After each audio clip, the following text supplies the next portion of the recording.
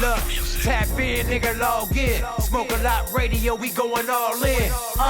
Tap in, bitch, log in. Smoke a lot radio, we going all in.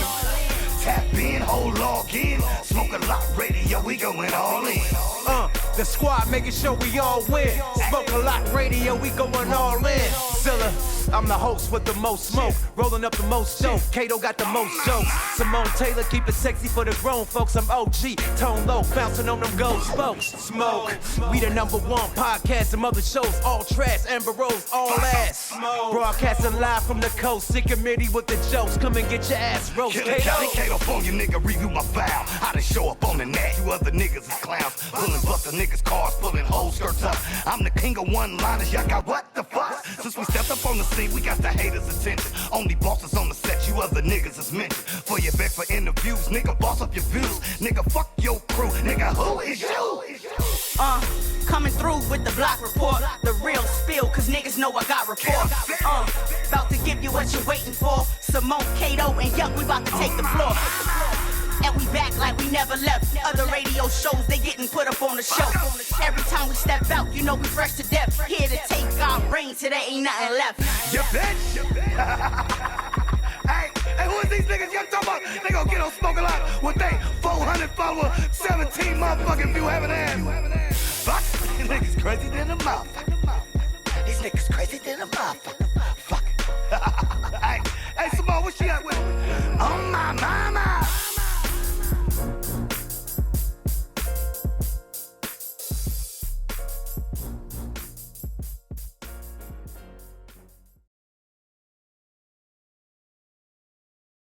Hey, Hey, it's your host with the most kush smoke, yuck motherfucking mouth with my motherfucking illest nigga in Nebraska, B.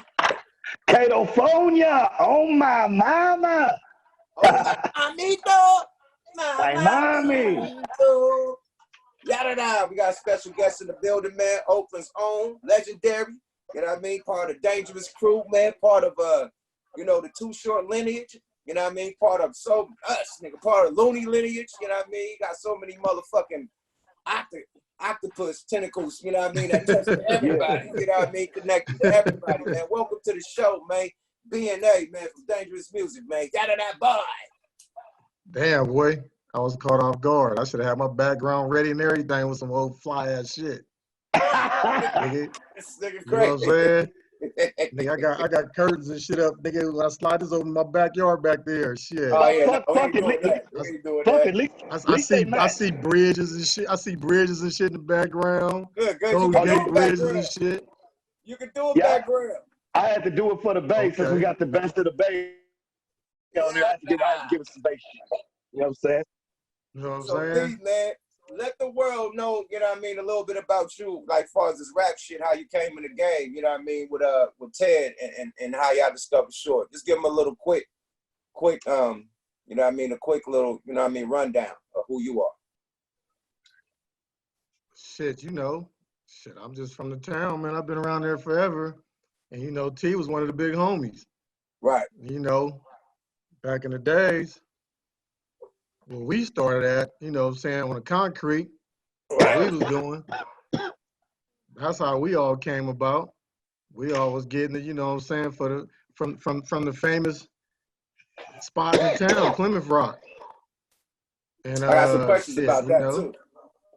And T was a big homie, so shit, me and him, I was in might have been the 10th grade or something like that. And I've been around him ever since. We used to live together and everything.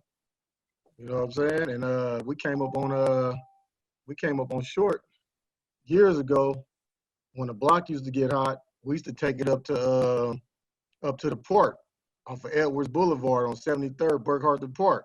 So we'd be up there like we barbecuing, playing basketball, baseball. You know how you cap it off. And, Right. People sliding through there fucking with you. Right. And we used to be up there so much. And those that don't know, Short started with Dean Hodges, 75 Girls. Right. Remember that? Uh-huh. They call you, yep, And, you use the brush. Right. They was on that nigga. They was on that nigga. And You know the hoes too. Oh, that song, Yeah, Don't Fight the Feeling? The Don't Huh? Fight the Philly joint? The Don't Fight the Philly bar? Nah, that was with Dangerous Music. Oh, yeah, but Don't I Fight remember the that Feeling bar was that, with Dangerous that was, Music. that was that bar that Yuck just spoke on, though, with him Forte on that joint. You know what I'm saying? 'Cause we in Oh yeah, LA. yeah. I'm from LA, so that was our first taste of Short. You know, really like going to sneak to listen to that shit. And when the girls and him and the girls were serving each other, that, you know what I'm saying? That was some groundbreaking shit for us. Yeah, right. But yeah, going back to that, Dean Hodges, which really, owned that label that Short started with. Jerry Hodges was his brother, and he hung around us. So they stayed right around not too far from the park we used to be at. Hodges, And Jay. he had, J.H. Jerry Jerry, Hodges, man. Jerry. That's our guy. Yeah, You so know, he had number faith in us. Yeah, he helped us a lot. Helped exactly. us out a lot too. But go ahead. Exactly. So at the end of the day, Dean ended up going to jail.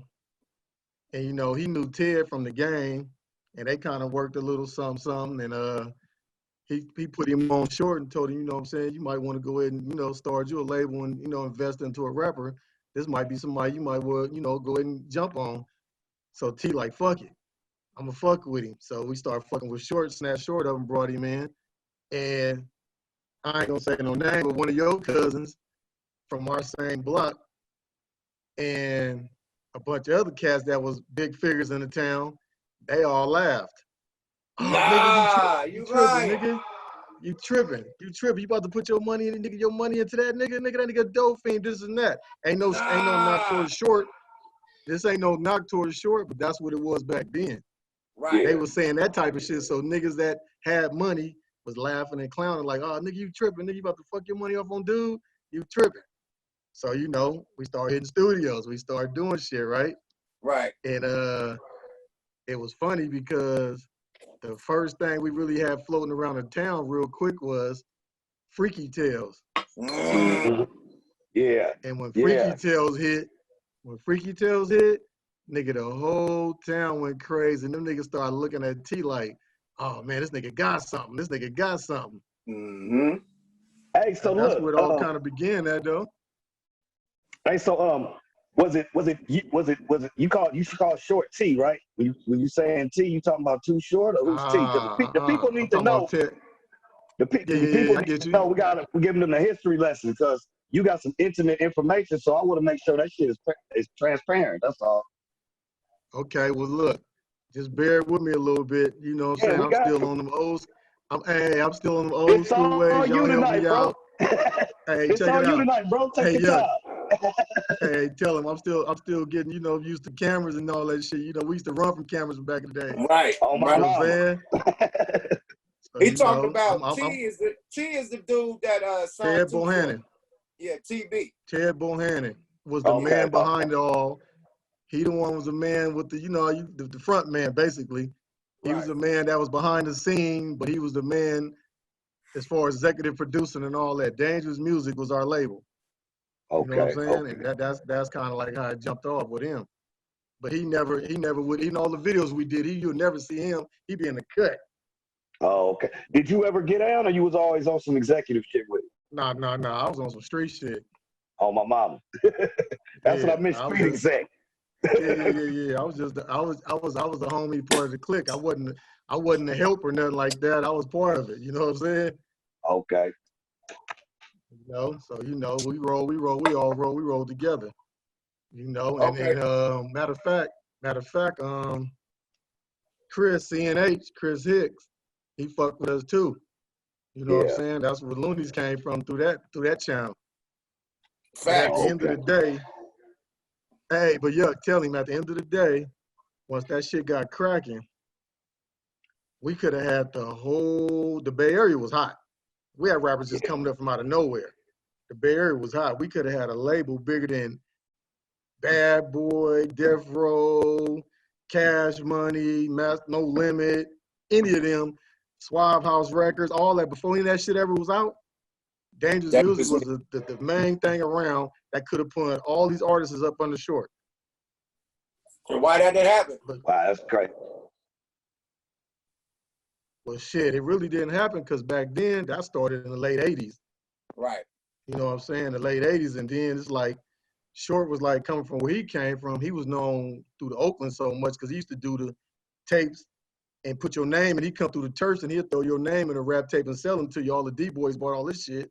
Okay. You know what I'm saying? They just wanted their name or their turf on the tape. Whenever he rapped about a turf or their name, and he'd slide through there and they'd just buy all this shit from him. Oh, See what I'm saying?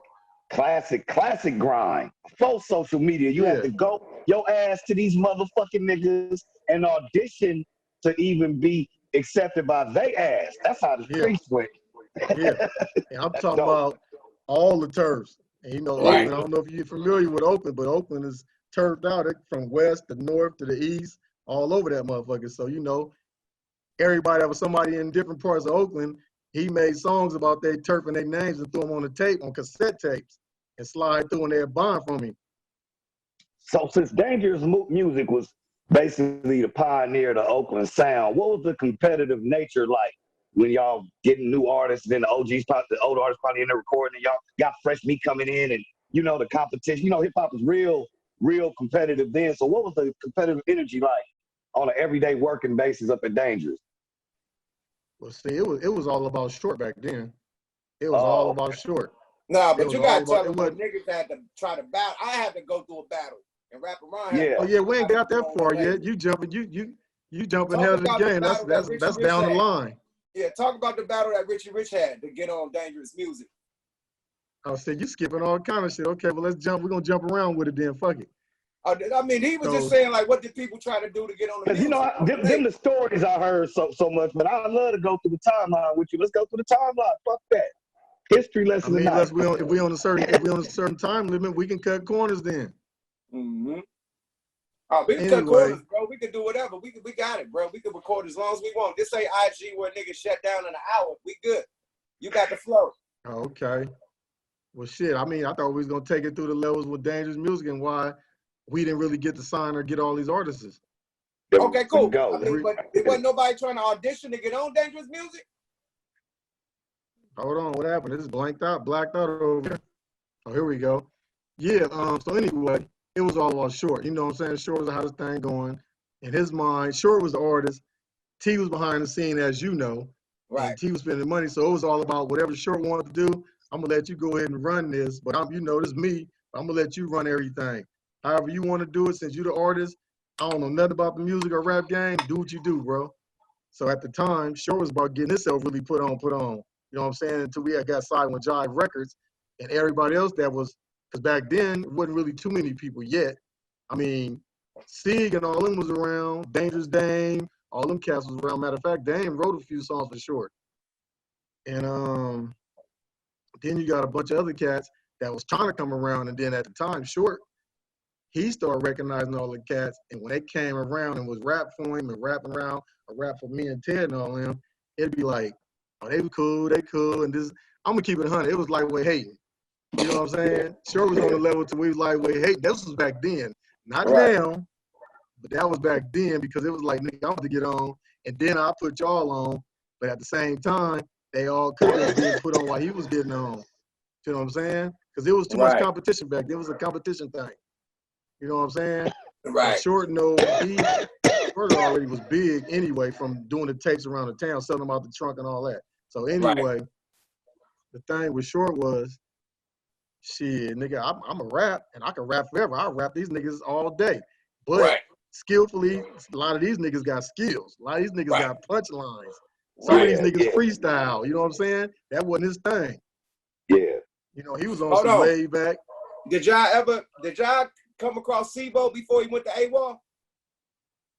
Nah, we was up on Sebo though, but he never really came to really fuck with us yet. Yeah, E40 come up on Sebo before he went to AWOL. Yeah. Because I heard like T from over there is like related to one of 40 people's, right? Yeah, he is. One of the cousins. Okay. So yeah. But that's a fact. That's a fact. Shout out Sebo. Because Sebo, they used to bang the shit out of Sebo, 40, and Too Short. That's all they bang in the town. That was our main 3 Bay Area hits around here. And then you'll get a little bit of 415 with Richie Rich. You know what I mean? You get a little bit of RBL RPO posse. posse. You know what I mean? Yep. A little bit of that, They Forte, start. a little bit of Forte up in there. Yep. But the main niggas we banged was Too Short, E40, and fucking Sibo. Facts. Yep. Yeah. Facts. And You get a little then bit of Mac Mall in there. A little Mac Mall. and then no, this was before his time. Okay. He wasn't ready. He wasn't around yet. Digital Underground. He wasn't around Digital yet. Underground up in there. Not the Yep. streets though, but you'll get some little. Nah. Well, I'm talking about in the 80s when niggas was getting down. Pooh Man. Yep. Dangerous Dame. Too Yep. Short. Yep. Nigga, and yeah. And Spice fucking One came NWA, along. yeah. And then Spice One came along. And then Spice One. Yep. And then you Big had in Spice. Vallejo. You Yeah, had in all the Vallejo, Vallejo niggas. the Mac that was called the Gameless Thick. Then you had Mac Dre. Then you had all the rest of the cats. Mac Moore and them came through. But even when that shit was going on though, bro, when they had to do the Mac before he got killed. Right. I don't know. You remember Ray Love? You remember Ray Love? Yeah, hell yeah. Pop boy, right? Ray Love was Pac from over in Marin City, and Pac, that was Pac Boy. Yeah. Yeah. But see, that's how I met Pac. Ray Love was hard back then. He was rapping, and Pac was just he wasn't even on with digital on them yet. You know Ray what I'm saying? Love wrote They Got Me Trapped for Pac. Yep. Yeah, you know They Got Me Trapped. Ray Love wrote that whole shit. I didn't know that. Yeah. That's my shit. Yeah. Yeah. So they was from written over. for him, even the greats. Yeah. Because everybody was on They Drake was, about him getting something written for him. Pac got some shit written by Ray Love for him. Back then. Yeah, way back then. It worked. Cause you know they was from Marin City. They was from the little projects called the Jungle over there. The Jungles. Remember, I was in Marin City, nigga. Remember, I was right up the hills from the Jungles in the headlands, nigga. I was right in that mother. I was there like 2 years before Pac came, and I came back to the town because my dad was out there doing his 1-2. You know what I mean? In Frisco, we had Filmo sold up, so we was living on the other side of the Golden Gate Bridge in Sausalito, Marin City, up the hill. And right down the hill was a motherfucking projects, but we up in the condos up the hill and shit. So yeah, nigga, I used to hang out in the projects, break dance like a motherfucker. I know all Pac homeboy. I just never seen Ray Love. Classic. I never seen Ray Love, but all the other niggas that Pac was with, like the earlier days, them was all my niggas. I used to break dance with, go to school with. Yeah. So I was out there too. You know what? That nigga Ray Love was trying to get on with Kyrie. You remember that producer Kyrie? He the one did the Mac and was fucking with Mac Dre in the beginning. Right. He was. Wasn't Ray Love over there with Mac Mall? Yeah, that's what I'm saying. He's fucking with that producer Kyrie. You know what I'm saying? Yeah, that's a lot. Yeah, it's a lot of shit to that though. It's all kind of shit going on. But like I say, man, Mac and them, I don't know, they had got the game. Mac Dre and them got the game back then because wasn't no big labels and nobody was coming after them. Of course, he wanted to be down with Short, and he used to fuck around, so he knew me as the big homie. I was all they big homies. And one day, he like, man, come on, man, take me out to Oakland, man, take me out to Oakland. So I took him, and if I ain't mistaken, they was called the Romper Room back then, though. You remember all the little cliques? They was the Romper Room. Yeah. And that came from some of me and my other partners, right? Because in Vallejo, they got the Crest. That's a little hood. Everybody out there just ain't nothing but niggas out there. Right. So we all was older, and we out there getting money. Them niggas would come riding around and riding bikes and doing hella shit, playing all the time. So we like, niggas get up out of here. We trying to get our money. Y'all play too much. And that's how the Romper Room name came about because they was always playing this shit. So niggas started calling them the Romper Room. That's cold shit. For real. That's where they got that from. I remember Romper Room. I see Johnny and Tootie and Judy. Yeah. Motherfucking Romper Room. The real Romper Room. The real Romper with the bitch with the mirror. Yeah. Miss Nancy. I see Billy. Hi, Chris. I see you. That was the OG Mr. Rogers. Right. No, Miss Nancy. Oh, okay. Was she a part of Mr. Rogers? No, she had a show called Romper Room. I forgot the teacher name, so I'm gonna just go off you because I forgot the teacher name. But I remember when the bitch put the mirror up like Jerome from motherfucking out of the time. The bitch name was Miss Nancy, nigga, in her show. And that show was called The Romper Room. Robert motherfucking Room.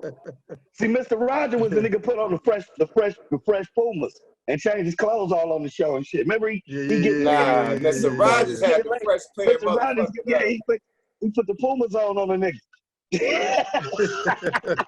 nigga stupid. Yeah. Hey, so But you know this a touchy one with me. How did y'all discover Pooh Man? You know what I mean? Because he from my neighborhood, DeVille, along with Sieg, rest in peace. So Pooh Man, nigga, me and this nigga grew up since little. He was always older than me, but he raised me basically. He my sister age and them, y'all age and shit. So he is the big homie, you know what I mean? From 69, that always fucking 65th. You know what I mean? He was in our side of the bill all the time, nigga. Like everybody be in the 9, he be in the 5.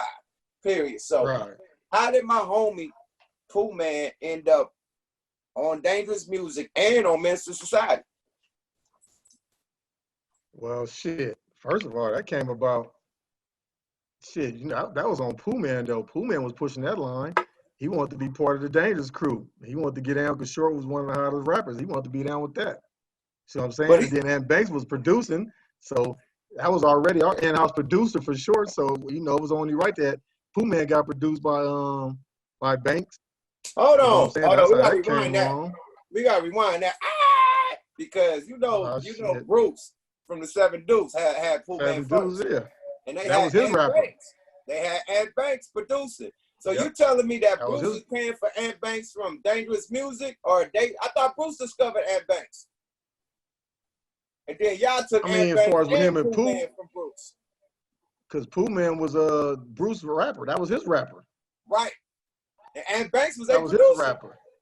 And Ant was from the 100th. He lived on the 100th Street. So that was like 99th and Plymouth, and 100th is the next street. He stayed right there on our block. Right. And what I'm saying is, he was producer for Pooh Man and all that back then. Like I said, they linked up. They wanted to link up with Short. Short already was on that funk and all that other, hard 808 bass. It was all about the 808 bass and all that back then. Hey, yup. For the record, let people know, Pooh Man is the nigga that let Chauncey turn in that tape. I've been mad at Pooh Man. I've been always saying, why niggas ain't never mad at the nigga that let him turn in the tape? Pooh Man told the nigga to turn it. I know Pooh Man to say that. Remember Chauncey say, yeah, wait till police see this tape. He said, yeah, but you still got your ass whooped.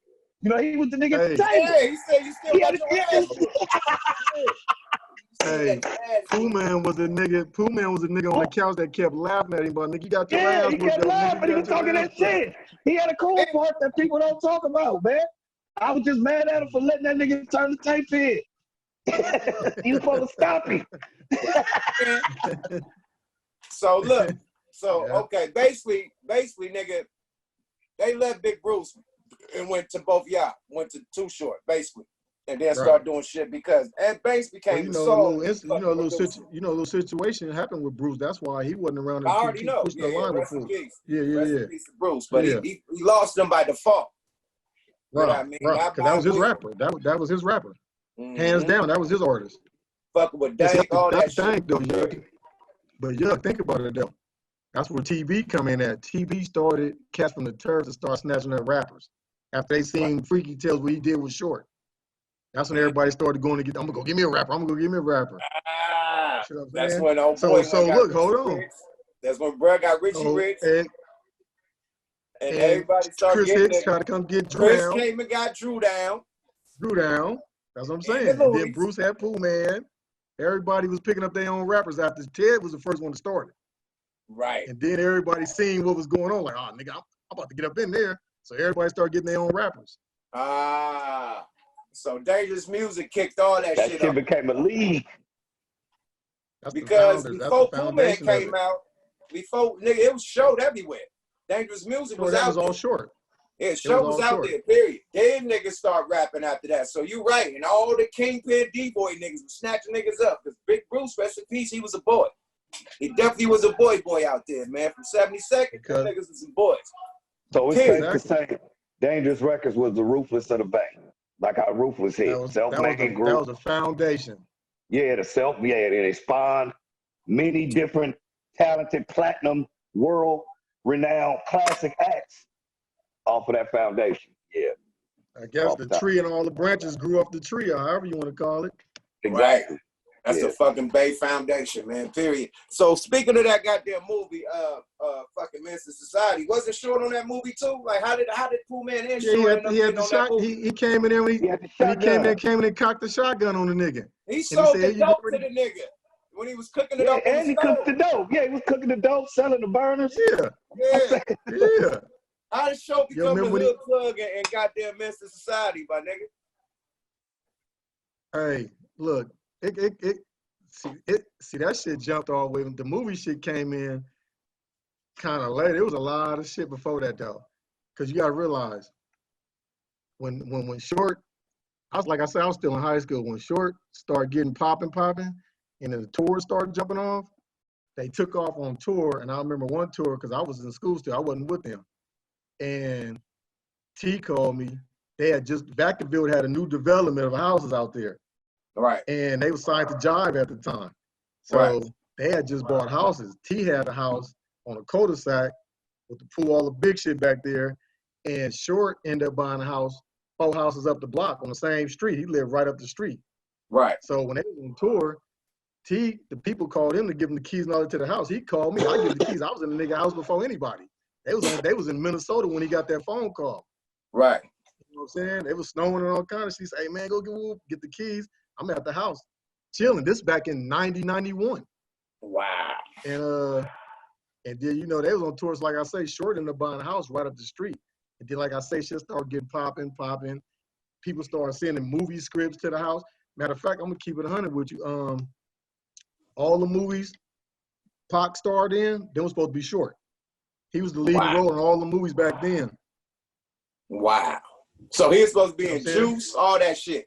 That was his leading part. You know why? Because the people who sent the label, Jive Records, and then they got the information from all the movie people. They sent it by Ted being the executive producer. He got the scripts. He got all the shit at the house. This shit coming to the house. Wow. So the thing was, the reason for that was they said they wanted a Bay Area rapper to play these parts in the movie. Short turned down all that shit back then. And I heard they had Mun auditioning for that Juice shit too. And he bought Pac in. Right.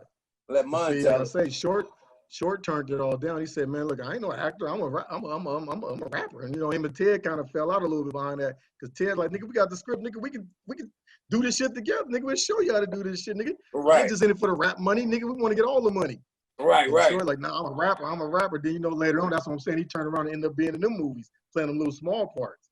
Right. He was supposed to be the real leading actor in all the movies. I wonder how that shit would have turned out Too Short and Juice. And when you called me crazy before, you sound kind of crazy, but you know what, Dane?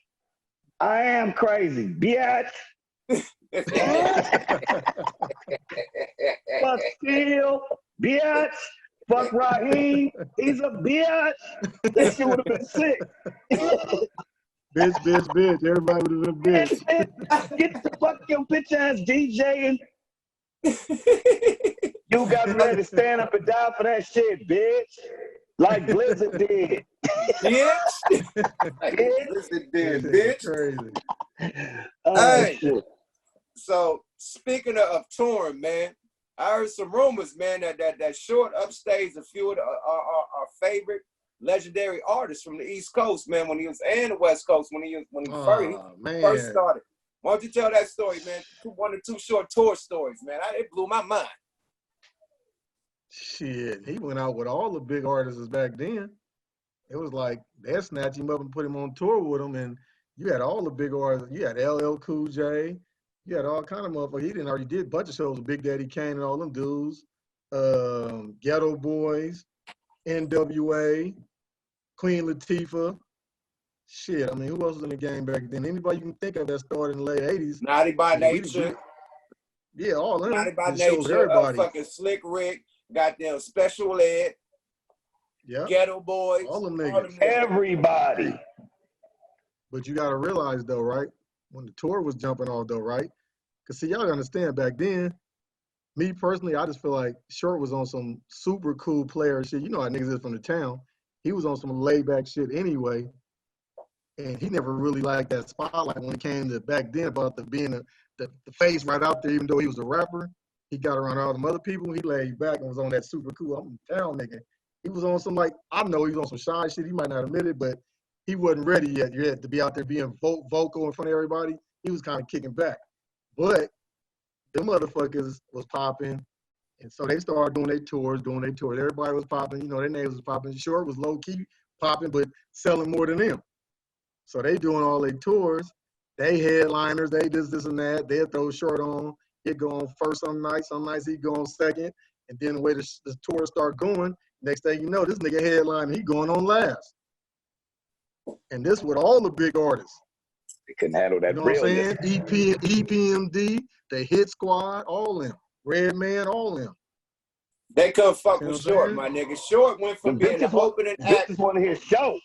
Hey, Kato, this is a worldwide tour, nigga, with Naughty by Nature, nigga, Latifah, nigga, LL, all the big boys, Slick Rick, everybody. They the headliners. Short is from the West Coast. He's opening. By the time it got to the third to the fifth show, he was headlining, my nigga. Damn. Just him and Two Clean. Two niggas. Now they got now all these other artists, they got dance steps, choreography, DJ, hella shit. He just came out there with Two Clean and him, nigga, and killed the show. Him and his hype man, nigga. That's it. And his hype man ain't dancing. His hype man older than him, like 2 times older than him. Yep. And you got to realize, Big Daddy Kane had Scrappy and the other nigga. Heavy D had the other 2 niggas dancing. Everybody had dancers. See what I'm saying? Besides LL, all he had was what's the name? The DJ. The right. Nigga, Evil E. Boy, I can't Evil E. Evil E, that was his DJ. That was pretty much it. But then NWA, that was a group. Ghetto Boys was a group. Everybody was groups. He was solo bolo. Right. Yeah. Just real mobbing through that motherfucker. Nah, we had crew though. Yeah. But it killed it, my nigga. Like, how can, like, as simple as Short rap compared to all them high-class, high-powered New York, down south, Midwest rappers, Short rap, simple and straight to the point. Out of all that tongue-flipping shit, metaphor shit, you know, you and I, TY, so you're not T. All that shit. I say, bitch, what are you That's what the motherfuckers want to hear. From the big East Oakland. I came from. Bitches wanted the dick in their mouth at the show. They don't want no rhymes. They wanted some dick. Come on, man. And Show came in there with that shit. And they want to be called a bitch. That's what made them so popular. You can meet motherfuckers that don't like rap, but women will play that motherfucker Too Short before they play anything. Because that's every female I used to fuck with, I get in the car and they got a Too Short. It was they Too Short. I'm like, damn, you already got the new show? Hell yeah, they want to be called a bitch. They pop that shit in, nigga. It's a universal language. Bitch! Hey, but you know the crazy part is? Hey, yeah, you know the crazy part is to that too, though? Yeah. Short was only selling on the West Coast back then. New York didn't fuck with Short back then. Wow. And that tour made the LA, the West Coast. Huh? I said that tour made everybody else fuck with him. They started fucking with him, and then all the little East Coast rappers that was on the Woody, I'm sure people picked up from them being around with Short on tour. They got up on him. But you got to realize, though, bro, the first 6 albums with Dangerous Music went diamond. I mean, platinum. Right. First 6 records went platinum. All black. All of them. All of them. I ain't never seen, when I was in that Dangerous Music studio, I ain't never seen a gold album with Too Short. It was all plat. That shit was all silver on the wall. Shiny shit. Yeah. I seen gold, like a Dangerous Dame and a Father Dime. Not a Father Dime, but Dangerous Dame and the Pooh Man, I think. I think I seen a Dangerous Dame. That's it, a gold. I ain't seen no Too Short gold. I seen all platinums from that nigga, man. Platinum. That's what I'm saying.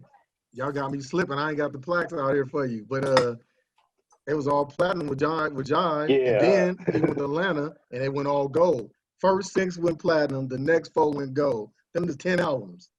First 6 with us went platinum. When he left and did on his own thing, them went gold. No, you I don't lying. know if it was because he was nah, nigga, for real. Facts. So he started going gold when he went down south. Yeah. Oh, wow. Facts. When he went to Atlanta. Facts. Wow. Come on, man. You got to realize how much that West Coast is. You know, and at that time, Yeah. everybody like Too Short and them was funking in the streets, you know what I mean? So it wasn't, you know what I mean? They did their thing and got about. And it was, you know what I mean? It was kind of, you know what I mean? It was like, you know what I mean? Like ugly out there in the streets, you know what I mean? So if I was that nigga, I would have got low too. It got I real. would have got low too, nigga. The studio done got shot up a couple times. It's time to wiggle, period. Fuck them album sales. Yeah. Album sales, fuck it. But my life is safe, nigga. Period. Facts. Nah, it got real, man. It got real because, you know what I'm saying, you really can't never really bite the hand that feeds you, man. Yeah. Yeah. And when that type of shit happened, the shit start getting real, and nigga, you know, everybody start feeling their own vibes, like, wait a minute, something ain't right. It might just go down. Let me go ahead and slide up out here and go do something different. Mm-hmm. You know what I'm saying?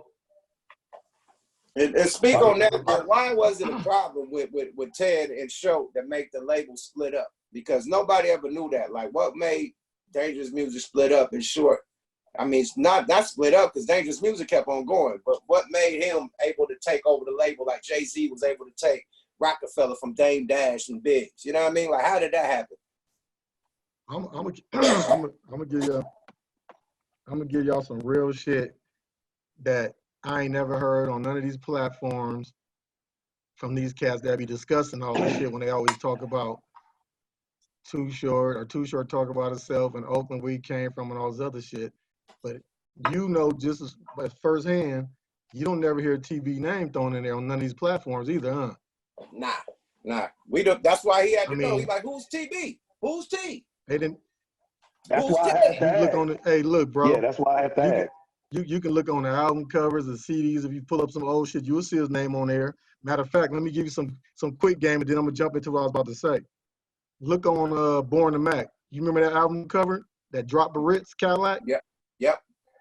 I'm talking to my man. Yeah. Born to Mac was my shit. You remember that? Yeah. That was TB Drop the Ritz. That was TB Drop the Ritz Cadillac up in there. That was his black shit. Car. No, white. That is like a white. It's like a purplish with white interior, and it was a drop. He was sitting in it on the album cover. I used to have to sneak and listen to that shit right after church. I remember. Yeah, with the gold rims and all that shit on it. That was Ted's shit. Yeah, Born to Mac. On that album cover. And then Life Too Short, all them goddamn chains and shit. All the donkey chains and all that. I see. Hey, that was. You let them know. But hold on though, yeah. We ain't knocking nobody because that was in the beginning stages before his paper got big. Oh, so no, we had to get a nigga. Look good. So nigga had to have a starter kit. Yeah. Gotta make it look good. Here, nigga, put these chains on. We about to make you look bigger than what you really is yet. Bigger than Slick. You know what I'm saying? Gotta sell it. So anyway, I'm gonna say some shit on the platform I don't know anybody know about. The reason the breakup started from, like I said, we was just talking about that movie shit. That's where the breakup kind of started at, from the movie shit. When them people started sending the movie scripts to the house, and he kept turning down all that shit, and T got mad and got on him about that, saying like, dude, we in this shit, we trying to get all this money, we ain't just gonna get the rap money. And he said, I'm a rapper, I ain't no actor. And he kept saying, I ain't no actor, I'm a rapper. T like, man, fuck that, we gonna show you what to do, nigga. We can read these scripts. We gonna teach you, basically. Nigga, basically. We gonna get it together to get this money. And that's when they kind of they bumped heads right there. Cause he wasn't willing to go that route, and T was like trying to push him that route, and that's where they bumped heads at. That's when the shit started getting kind of fucked off. The divide and conquer started happening. Cause you know you got a partnership, right? And say I'm the man behind the scene. You my rapper, yup. And then I got a homeboy, a college motherfucker, smart as a motherfucker. He about to do my books and everything. He gonna put our paperwork right. Right. So now there's three of us. It's the three-way partnership. Right. So when you're doing that three-way partnership, if you take two and go against one of the partners, then y'all push him out the way, right? They can vote you out. Right. And that's how it kind of start happening. They can vote you out of your own fucking corporation. That shit is like you the man that started it. And you the man who started it. But they got more shares if it's them too. Exactly. But against you got it. But not to discredit TB, like I say, coming from the streets with a bunch of money, don't know nothing about the music game, don't know nothing about this shit, contract, none of this bullshit. See what I'm saying? He in it on some loyalty shit. I'm gonna trust you, nigga. I'm gonna put the money behind it. We gonna get this money. It was So based on trust. They did him like Meg Thee Stallion did the Crawford dude, basically, because Well, yeah, you can. basically the same shit. Y'all handle the paperwork, all the shit. I got the money. I don't know nothing about this. The same way T. Ferris and Megan Thee Stallion mother handled the contract for Megan Thee Stallion, wrote that contract and got the advance they wrote, they wanted. Crawford dude agreed to the shit. And then they get it around motherfucking Rock Nation and then want to switch feelings and shit. Like, oh, I don't know what I signed. You made the motherfucking contract. You was running shit. Right. Now's the problem. So same shit. They did him like you know what I mean? Like basically the Megan Thee Stallion shit. Yeah, you can say that pretty much. Basically. Pretty much. Yeah. Not exactly, but almost. You know what I mean? Yeah. Didn't want to expand the bag, want to keep the bag in a certain zone just to rap, didn't want to go get the movie money. So yeah, I could see that. I mean, but then then later on down the line, a few years later, then all of a sudden you slide and making guest appearance in these movies now, when you had it in the beginning and you didn't want it. See what I'm saying? Right. You turned all that down in the beginning. Right. Wow, so, that's crazy. That's fucked up though. I mean, I'm glad they can talk now, but it's still like, it is what it is. Everybody grown and evolved in the grown man. And like I say, he doing his thing, T doing his thing, and it's just let it be what it's gonna be. You know what I'm saying? That's old shit, but it's some shit that could have really could have went left. Or could have went right, because at the end of the day, like you started the interview off, man, like fucking Dangerous Music could have been the first Bad Boy. You know what I mean? Could have been the first motherfucking No Limit. Could have been the first. Ain't no could have been. Ain't no could have been. Ain't no could have been. It would have been. Would have been. Right. It would have been. And I can go down the list right now. Hold on, Yuck. You want me to name a few rappers that we would have had? Yes, sir. Let me give you a list of, and you tell me if this wouldn't have been bigger than all these other people that's just started 10, 15, 20 years ago. We was back in the late 80s. Right. I don't know how many years ago that is. Shit. That's 35 plus, probably. I don't know. 30-something years, nigga. But anyway, we would have had, first of all, it was already Short. That was the #1 artist. Right. Hold on. Then, they ain't in no order. I'm just going to throwing names out there. They ain't going to be in no orders. I'm going to just start naming rappers around the town that would have been part of Dangerous Music. So you got Short. Drew Down would have been part of it. The Loonies, when y'all came through, would have been part of it. Pooh Man would have been part of it. Spice One would have been part of it. Ant Banks was already a part of it, but he would have been a part of it too. Then you go, Mac Dre would have been part of it. 40 was on his way to be part of it because he was independent, started doing his own shit.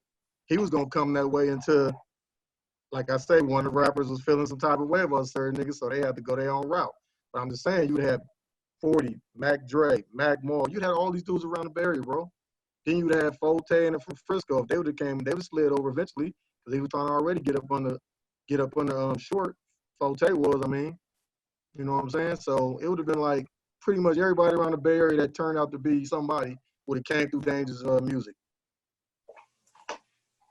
Hey, and Richie Rich, right? You want to put it. And Richie Rich. And then what that would have led with, after you figure you started with that would have led with all the R&B groups. They would have came that way. Because I'm going to give you another story. MC Hammer used to come through that park I was telling y'all about we used to hang out at.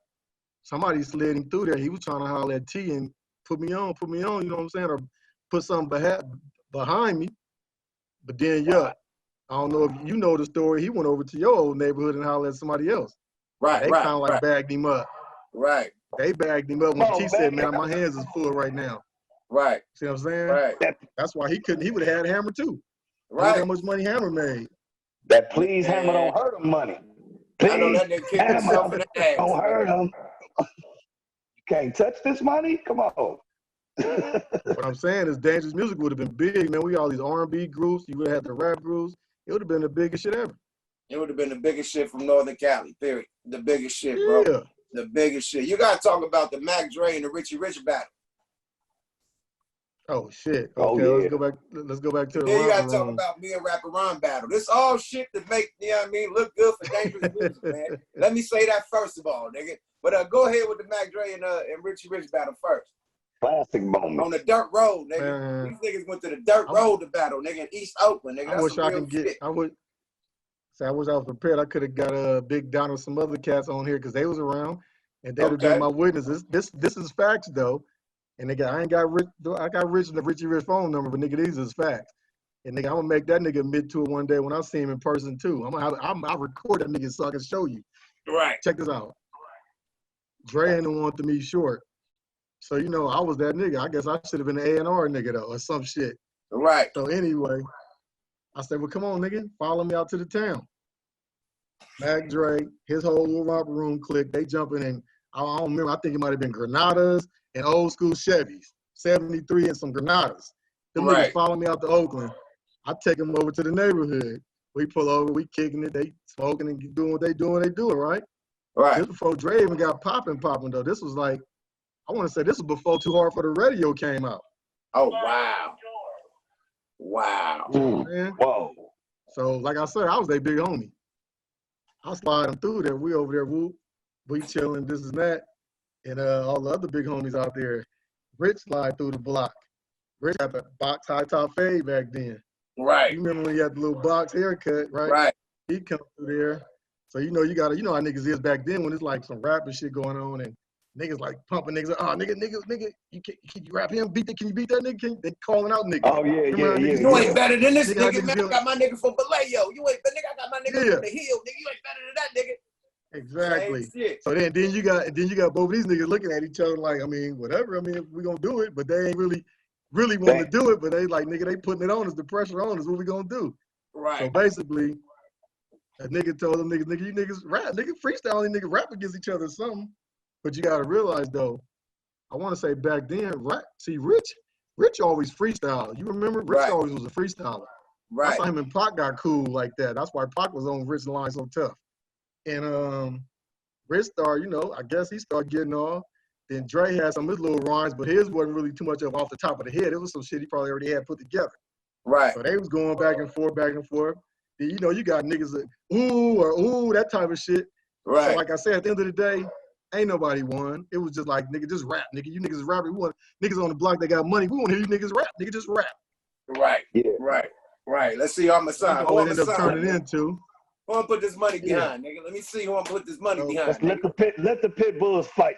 Let the pit bulls fight. Let's see what we're gonna do. But it was all in fun though. They shook hands, was cool. Like that's how they really got to meet each other. To be honest, before they even got started.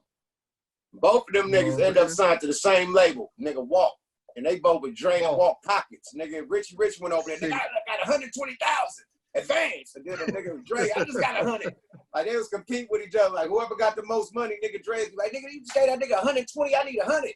Nigga, period. So yeah, they was over at Walk, still competing, still freestyling against each other, but on some money budget shit. For real, Hey, man. shit. Hey, it was a time I tried Drake, to, man. my nigga. It was a time I tried to get Mac Dre, right? Short had a concert in Santa Cruz. They don't know I had Dre, and he had his whole little, they had about 50 niggas with him that day. So he had the whole little crest with him.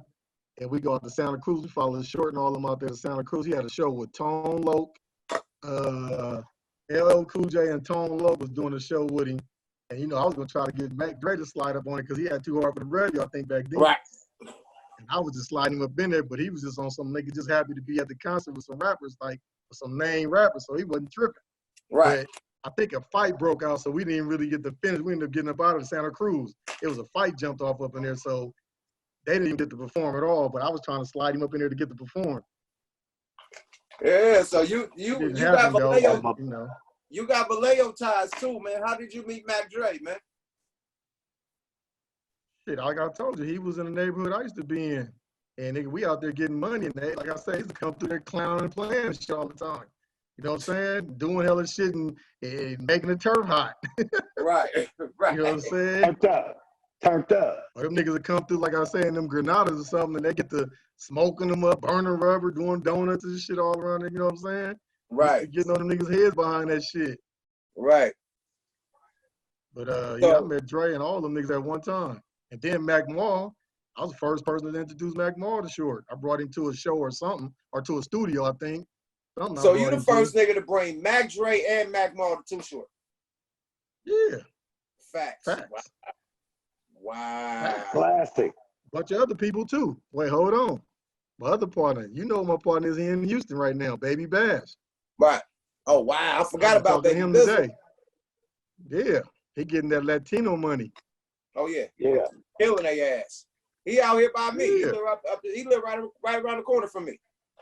He got a spot right there, but he in Houston right now. Oh yeah, he got spots here too. Yeah, he in Texas right now, at the house right now. I talked to him today. Yeah, he got a couple spots. He got a spot there and he got a spot over here. And in Fresno. But anyway, you know, he was around when I used to hang out with my other partners in 2D. Right. Remember in 2D, right? N2D. Back to the hotel. Back to the hotel. Yeah, that was my shit. You Back to the telling baby hotel. your history right now, man. Period. Nigga, what Yeah, like I used to this fuck with light them. on me? Whatever light this is, man, them motherfucker is hot. They got me Hey. burning up. Hey, my light I got one burning of up on those me circle too, lights. You nigga. can see the shit on my Yeah. eye. You see that circle light? That motherfucker is hot. Anyway, go ahead. Hey, that shit got a nigga Those sweating, circle huh? light fucking the nigga up. But nah, I used to fuck with him too, real tough. You know, me and Baby Bash used to stay together on all. We played basketball together. That's how we met. He used to play all ball in with me. Vallejo. Yeah, I used to take him to my house. Like my auntie and them, Valley. auntie You and them know used to me, cook for that nigga. That nigga, huh? Kato, were you Go at ahead. the show? When we did the show with Bash? Yeah, the weed event. I was at the weed event. The weed event. Oh, yeah, the big weed event because I don't think he was in Tucson. Was there? Okay, man. Bash is a motherfucking fool, man. We did one event, man. That nigga came out some sandals, nigga, on stage. I was dying. That nigga came out some flats, nigga, with the toes out, bro. Not no socks, Hey, the toes out, bro. I said, this nigga made me, bro.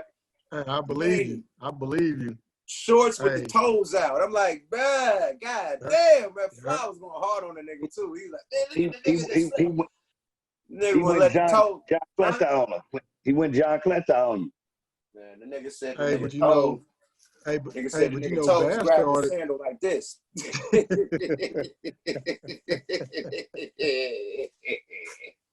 Nigga ain't shit. Hey, but you know. Hey, but you know, Bash blew up. He came up out of nowhere though, bro. He was just hanging around. We used to be at the studio. I live in LA. I know where he hit at. He hit right here, nigga. I don't know. Wait, look. Hold on, let me give you a quick story how he got there. Now keep in mind, N2 Deep was popping. Right. That back to the hotel shit, right? Mm-hmm. We used to be in the studio getting drunk and niggas is smoking and getting drunk over there hanging out just on the regular. Johnny Z was a producer. Johnny Z was a producer. Right. So me and Bash used to go through there after we hooping or something. We slide through the studio because we know niggas up there drinking and smoking. So Bash, he wasn't never doing shit. He was trying to get on. Then he started putting together a group, him and this other little black dude, kind of squares dude. That's when they started the Partner Deuce. The Partner Deuce. I don't know if y'all remember that. Y'all remember Partner Deuce? And then one of my big homies. Black nigga. Yeah, that's Heard and the other little dude. Yeah, so they started that shit. And I don't know what went wrong. That could have worked, but it didn't work out.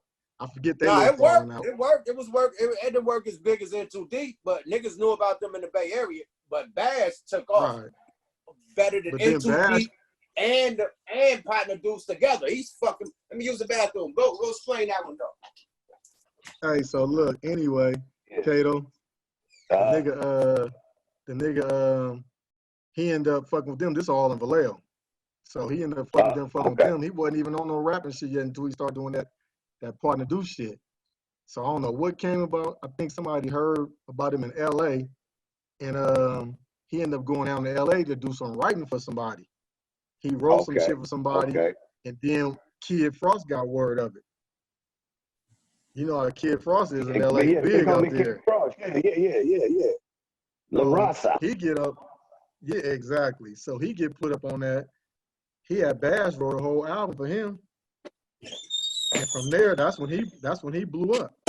He wrote a whole album for Kid Frost. You know, Kid Frost was the man. Hold about on, the make a last- Bash Bro Kids Frost shit. Yeah, in the I beginning ain't know that. when come on, man, that dude went down to LA, he was writing for Kid Frost. And when I found out he was messing with Kid Frost, you know me Kid from the Frost streets, I already album. know. Yeah, I know Kid Frost's reputation, so I'm hitting Bash like, nigga, what's up, nigga? Tell nigga to shoot the sack out this way. I'm trying to get put on some other, you know what I'm saying? Right. I know Right. Kid Frost is the man out down in LA. Right. I'm trying to get put on with the hook. Like, nigga, put me on the connection, nigga. Fuck that rap Right. shit. Yeah. Frost had to Cool, reel the So he ended up- rap. story. He Frost wants a had to reel story. the rap on Kid Frost. Smash.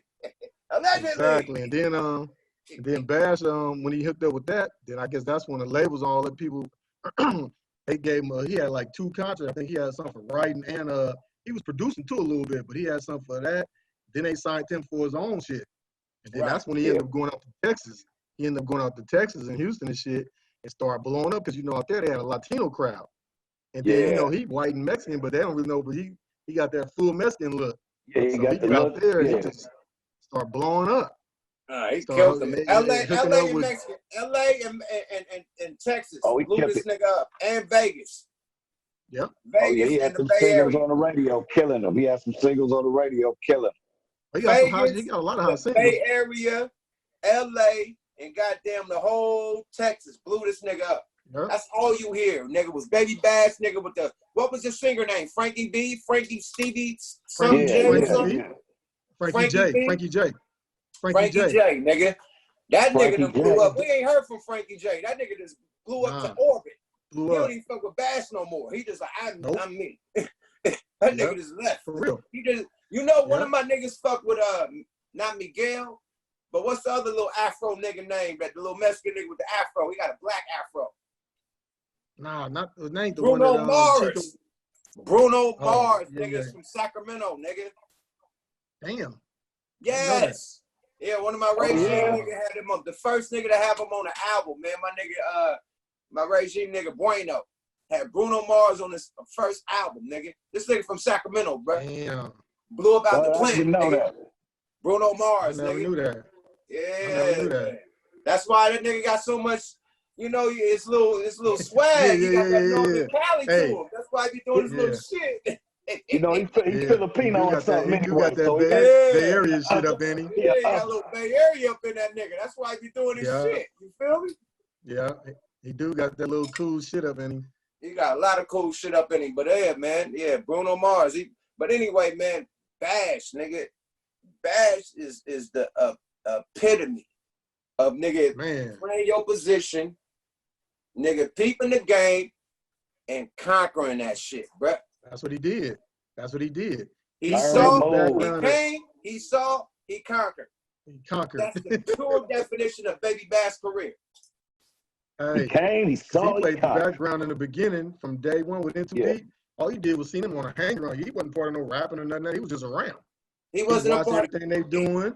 He learned how to produce, watching Johnny Z produce for them. He was just peeping the whole game, like you said. He peeped the whole game. The whole game, man. Got up in there. He a Libra too, man. Not to be like that, man. But Libras, man, we getting real tuned with shit, man. But anyway, man. Hey, cause remember we went to Shameless plug. We went to Texas when we went to go fuck with Jay at the compound. And Jay then Prince. later on, remember we hooked up with Bash, and Bash, we went to his shows, remember? Oh, you talking about when you came out with me to the compound? Yeah, like when we went to rap a lot to the compound. Right. And then we ended up later on hooking up with Bash and going to the studio. Then we went, remember he was smoking the weed with the balloon, the bag or whatever? Oh, the big ass, yeah, right, the vacuum thing. He was the first thing we seen, the vacuum shit. Yeah. Oh, you're right. Oh, I forgot about that night, man. That nigga had the helium, the turkey band. Oh, man, I remember. And I came back and got one of the motherfuckers. That shit fucked my weed up, too. I'm like, fuck you, Bash. That shit turn your weed black, nigga. It suck all the nutrients out. You'll put a nice bud on that motherfucker. If you ain't never seen some weed dead, nigga, after you put that shit in a volcano, nigga, and see the weed after that, it's still buttered up. But that motherfucker is dead, nigga. It's dried, it's crackling. Juice that shit. It ain't green no more. That shit brown, yellow. That nigga was vaporizing some shit back then. Vaporizing the volcano. I remember that night. He was the first nigga to hit us with the fucking volcano. You right. I remember. I came and got one after that, and I don't use that shit no more. Cause of bags. I remember that night. Wow. Later on that night, we ended up going to a club, or the next day or something. He had a show somewhere, nigga. When I went to that club, I said, man, these motherfuckers going crazy for this food. Man, you thought he was Michael Jackson up in there. Bruh, tell him the capacity of Houston regular clubs, bro. That nigga. Hey, what that shit look like? Hey, and we didn't go to the Populous Club. We were just club hopping that night. Every club we went to, it was ridiculous. If these dudes wasn't who they was, we wouldn't have probably got in. If him and Bash wasn't who they was, we wouldn't have got in. But I'm talking about on the Rap-A-Lot chains and shit, so you know he got pulled in Houston with the Rap-A-Lot shit on. These clubs is anywhere from 2,500 to 5,000 capacity, my nigga. They are warehouses. Yeah, they big. So many fucking people. That's why niggas can charge so much a show, because it's damn near 4,000 to 5,000 at every fucking at a club. Hey, Kato, it looked like a concert, bro. Not a festival, at a fucking club, nigga. Yes, man. You go to another one with another couple thousand, 3,000 there. You go another one, another 3,000, and it's elbow to elbow, nigga. Wall to wall. And hot and steamy. Yeah. Yeah, man. It looked like they was in a concert in a little baby arena somewhere doing a concert. There'd be so many people up in there. Wow. Ours definitely don't look like that. Nah, 2 or 3 of them fucking clubs will be arena out here in LA. 3 Houston clubs will be arena. They packed. That would be Staples Center. If that fits 16,000, that'll be that Staples Center. Just 3 clubs, nigga. Period. And then they partying though, because we hitting other clubs after that. We might have been in the club till 6 in the morning, bro. We clubbed the club. Yeah, after hours and all that shit. And they just loving us. This nigga got the Rap-A-Lot shit going on. They VIP walking us through, putting us everywhere. Yeah, Rap-A-Lot, man. Rap-A-Lot run that whole shit. Period. Yeah. Bro. This was way back then though. They had nigga, we still was nigga, woo man, they treated nigga like nigga, I got caught. You know a fucking doobie is a felony out there, right? Yeah. A doobie in Houston. You know Rap-A-Lot got so much plug with the police. Nigga, I get yanked out the club for smoking in the club, right, by the police. Boom, they cuff me up and shit. They see my Rap-A-Lot chain, right? They say, you on Rap-A-Lot. How would Mr. Prince feel about this? And he's harassing. How the fuck would you feel about it? Like, he's tough talking me. How the fuck would you feel about Rick? Yeah. You know what? I'm going to call Mr. Prince right now. And he called fucking Jay Prince. This is at 4 in the morning. You know, the clubs go all night. It's 4 in the fucking morning. Yeah. Mr. Prince, he calmed all that shit down. Come on. Sorry about calling you, Mr. Prince. How you doing? Well, we calmed all that tough talk. Sorry to talk. He was extra nice, nigga. Like he was a fucking secretary or some shit. How you doing? What do you want me to do with your artist, man? Your artist here smoking weed, man. What do you want me to do with him? Take him to jail? He said, man, let him go. He clicked. He said, boom. You lucky motherfucker. He got right back into his bad stuff. Like, motherfucking Jay Prince said, don't take it to jail, nigga. Take your ass in that club. I don't want another nigga smoke weed. I can't. He let me back in the club and shit, man. Texas, man. Don't fuck with Texas. The police officer had Jay Prince on speed dial. He called him direct and said, what do you want me to do with your motherfucking artist? He said, let him go. Prince. Mr. Prince. Hey, that's Mr. Prince. He calmed all that tough yelling shit down. He calmed all that down. Hey, how you doing, Mr. Prince? I'm sorry about bothering you this late in the morning. Are you up? Can we talk? I have an emergency situation to talk to you about. I have one of your Rap-A-Lot artists here and he's smoking weed in the club. What do you want me to do with it? It got real extra. Hey. Yo, motherfucker, don't you ever. He came like goddamn Hulk Hogan. Brutus the Barber Beefcake or some shit like that. Macho Man or some shit. He was old. Hey, that dude earned his stripes out there, boy. Shit, period. Jay's a mafia out there, man. Period. He earned it though. He earned it. He put in his work. He earned that. He earned that, bro. He earned that, bro. And then beyond just the earn, bro. The way he built Rap-A-Lot, man. Like with real street niggas, real etiquette. You know what I mean? Like real straight from the bottom, no bending over, no giving fuck, no kissing ass, no sucking, none of that shit. He did it his fucking way. You know what I mean? Period. So that's the main thing I respect. And then when it comes to the artists over there, that's the best record label I ever been on. Period. Right. Ever.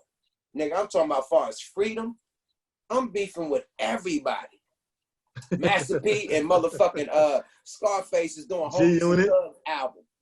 No, I'm Oh. talking about before I got the G Unit. Oh, yeah. I'm beefing with my own cousin. You know my cousin, yeah, they had all that, we was straightening everything out. This nigga straightened everything out. This before G Unit. Nigga, and they doing beats with Master P. They doing Homies and Thugs with Master P, the album. And I'm going in on Master P. And he told Master P, like, yeah, keep the records. Don't touch a hair on that nigga, or it's a rap. Period. We going there. Right. So above the business of him and Master P, they said, man, fuck that nigga. He an artist, man. Do what you do. He shouldn't have said. He said, nigga, don't touch my motherfucking artist. I don't care what y'all doing. What type of album your face is doing, nigga. Don't touch my artist, nigga. Keep it on records, nigga. And I used to be on airplanes with Mystical and all the niggas, bodyguards, everybody, they mean mugging. They can't do shit. Because of Jay Prince, my nigga. That's the respect he had. That's the respect he had. Nigga be mean mugging over the chair. Nigga, all right, mean mug for what? Nigga, you ain't doing nothing. Nigga, period. That's crazy you say that. That's crazy you say that, because back in the late 80s, you know, it was just like that, and he was in L.A., Eazy-E. Oh, he was for just real? like that. You lying. Yeah. Eazy was just like that. You know? Ran L.A. I mean, shit. Huh? He ran L.A. Yeah, he ran L.A., believe it or not. I mean, you know, the gang shit was popping all that, and, you know, such and such ran it, but as far as that music shit, Eazy had shit on lock. Right. Because, you know, NWA was popping. Yeah. And, you know, then when he split up with Cube and them, you know what I'm saying? He still was on something like, nigga, I don't give a fuck what all these niggas about as far as, now he could have touched these niggas, but nigga, he was about his money. I think he was about his money. Even with the Dr. Dre shit when he split up with Dre. I don't give a fuck about that nigga. Anything he do, I'm still getting my money off of it. That's why when he went to Death Row, he's like, nigga, I hope he sell 100 million records. I wouldn't give a fuck. I'm getting paid more money. Much money he making, I'm getting paid. He was all about the business, man. And you know, nigga on the street, don't touch these niggas. Let them niggas do what they do. I said, because I'm still getting paid. Yeah. I don't give a fuck where you go. That's why I hate them stories they had on Death Row, that movie and shit. Nigga, nah, it was straight out of Compton. Shit. Straight out of Compton. Yeah, straight out of That was was it that or from Dre and them. I wouldn't have let that first of all. Nah, that wasn't cool. Huh?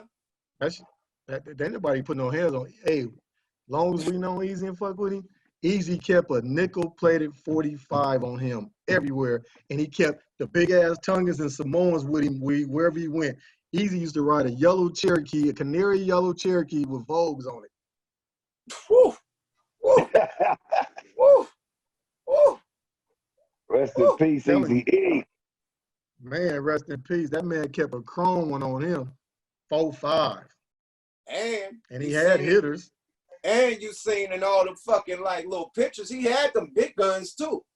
Big AKs and scopes and shit on it. He had the big boy. He was looking like a gun collector. So that picture they painted of him looking like he's selling weed and all some bullshit, that for sure wasn't. I don't know if that was just a cap to show it, but he was hustling. I mean, they probably threw the weed in to throw it off on what he really was probably doing. You know what I'm saying? He was getting his money. He was getting his money on the streets. You know what I'm saying? That's how they got started, shit. Right. You know what I mean? So they probably just did a little twist on it, like throw the weed up in there. But ain't nobody put no hands on through that contract negotiation. Ain't nobody touching Eazy. Nah. And that's why they showed him. That's why they showed the batter ram. Not to cut that question off, but that's why they showed the batter ram hitting his dope house at the beginning, showing that he was a real hustler. The movie started off with this crack house getting hit by the batter ram, and this nigga jump out the window, right, and get away. That's how the movie started. Yeah. So they definitely So nobody never thought of that angle. Like they just showing that this nigga still had ties in the street. Now everybody else took it like, damn, he broke. He got to sell weed. You feel me? Yeah. That's why I say I think they just try to put a twist on it instead of talking or saying what he really was doing. Maybe I don't know. Right. I don't believe that shit. You know what I'm saying? Coming from where I come from and meeting him and knowing him long as I known him, nigga, he around the corner from Plymouth on 100.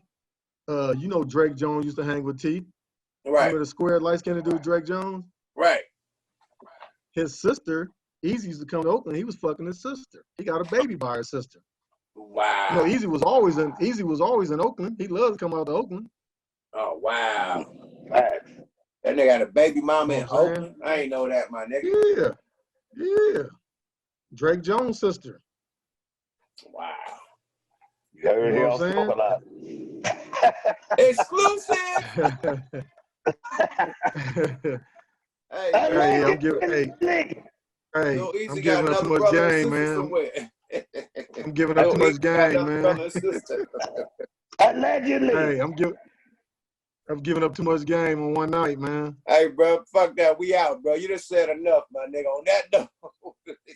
I'm giving up too much game on one night, man. Yeah, fuck that, bro. We out this motherfucking bad period. You said what we want you to talk about, dangerous music to start. You know what I mean? How did it break up? Hold on though. Let's go back real quick that you wanted to touch on. Oh yeah, On my Myrtle battle Street rap. at the studio. Yeah, At Myrtle Street at the studio. yeah. Check this out, Kato. So Yeah. I'm right here. every click had their rappers, you know what I'm saying, like we talked about, right? So Yeah. like I say, CNH, he fucked around with us too. Then you had Short, and Short had him another set of cats he ran with too. So CNH it was Drew Down, Numbskull, and Yuck. And they had some other young cats that was rapping, that was hard, that was doing their thing. So Short was kind of like pushing the line for them. It was Rapping Ron and Diddley Dog and Yuck cousin Seidel before he found out it was his cousin. Okay. So it was Three them three. niggas. It was three It niggas. was them three. So here's the thing, right? It was like, we're going to see who's going to rap, basically, to put on, but it came into, well, now we're going to bet. Chris, if you lose, you got to buy all the pieces. Short, if y'all lose, y'all got to buy all the pieces. So keep in mind, Drew Down was already on. Numbskull he wrote shit, so he wasn't really about that freestyle life back then. You know what I'm saying? He was on some backpack shit. Anyway, so now you got these other three cats, Yuck, going at it with these dudes. They get down. And then all of a sudden they go again. Then next thing you know, the other one jump in. Then next thing you know, the other one jump in. So now it's like Yuck battling three motherfuckers at one time. So like I said, a nigga hit a punchline, and then you got the niggas that's rolling with him. Oh, he fucked you up. Then Yuck can come back with some more shit. Okay. He in there, he doing this shit. Basically, they jumped him. It was a 103. They lyrically jumped it. They jumped him. It was supposed to be him and Ron going at it, and then it turned into Diddley getting in it, and then Seidel getting in it. So it was like, nigga, fuck that. We together, so we about to get this nigga. It's like going at a fight, nigga. You hit my partner, we jumping you. We got you, nigga. And then niggas would but clearly then say, I lost to Rapping Ron. I lost to three niggas. Because I cooked the other two. They stopped rapping. It was only right. rapping last. Rapping Ron kept going. They got cooked. They stopped rapping. It's me and Rapping Ron rapping. I still got rhymes. Rapping Ron is freestyling off the fucking wall. He's saying shit in the studio, naming niggas jury they got on. He's coming off the top. Yeah. Now what's gonna hit? That's how they feel. That's why they feel like he won, because he was saying their names and all that type of shit. All that shit, right? And so at the end of the day, Rapping Ron ended it with the shit. But the other two got hit with two pieces. They was out the way. It was out. I killed them. They was gone. It was left so with Ron. Rapping Ron stuck to the old school rap script of just putting on a show with it. You know what I'm saying? Like, you know what I'm saying? Had a whole nother element with all shit. them niggas, when you battled back in the day, it was rap against rap. It wasn't you rapping against each other. So it's nigga, bust your rhyme and bust my rhyme. Now, whose rhyme is better? It was that type of shit. Ron was coming at me because he was freestyling. So it was different. If I'm talking about the turf and slanging crack and shit, he'll say a rhyme dissing me and talking about everybody in the room, so it's hitting harder. You know what I mean? Yeah. Instead of me talking about the block and shooting cops and hopping, right. Nigga, he talking about us in this room right now. Every time he talk, you know what I mean? And then he ended it with the bet. He's like, CNH, roll up some reasons. But matter of fact, nigga, go buy them pieces. They like, he won. Yeah. That ended the rap because the whole rap shit was about who's gonna buy the pizza. Whoever lose, buy the pizza. He ended. That was his last line. The whole room, nigga, exploded, and I lost. Period. Hands down. The fucked up part about it is, you had niggas on your team with you, but they wasn't about that life. Like I say, Drew was already Numb didn't on. rap. Drew down didn't have And to Numb, rap. Numb didn't do shit. Numb let me get He didn't chewed rap. up. He didn't rap at all. Numb didn't have nothing written. Nigga, Oh, I came fresh out of jail, man. I turned the dope deal into a record deal, man. Nigga, like Yeah. literally within Yeah. weeks of me getting out of jail. And then me and this nigga Numb, after I rapped the next day, this is like when I just gave Numb the ideal of being the Loonies. Like, okay, we're gonna be the Looney Tunes. Your name Numb Skull, my name Yuck Mouth. I named him his name, everything. I got this song, Ice Cream Man, this. You need to write your verse. Nigga, this is like the third week. He ain't even wrote his verses yet. You know what I mean? So I gotta say all the songs and shit I wrote in jail. The You know hook what I and mean? everything. So, you know, for the group, I got some deal. I rapped and turned the dope deal into a record. Numb didn't rap that day. And I said, this is my nigga, we the Loonies. Because I know Numb know how to rap. Period. He ain't write one lyric yet.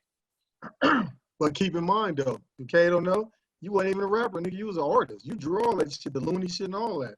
Right, cartoonist. Cartoonist. Yeah, you was the artist. And you know what I'm saying? And Numb and them used to hang around the lake. They was skateboard backpack type of niggas. Oh, okay. Drinking 40 ounces and shit. Drinking 40 ounces and shit like that. And who was me? Who was I? Yuck was a nigga from the neighborhood, a hood nigga that dibbled and dabbed hustling. So it was a different type of game. He knew the hustle game and they was on some old square shit. But they hung around the lake. You gotta understand the lake ain't no turf. Lake ain't no fucking turf, bro. I'm from the village. That's like back then, that was like for the white folks that had money and shit. Right. They was all around the lake. The lake. Right. Over there hanging out at the creek. And basically, man, if we out here, them niggas are hanging out like on Rodeo Drive and Melrose and shit.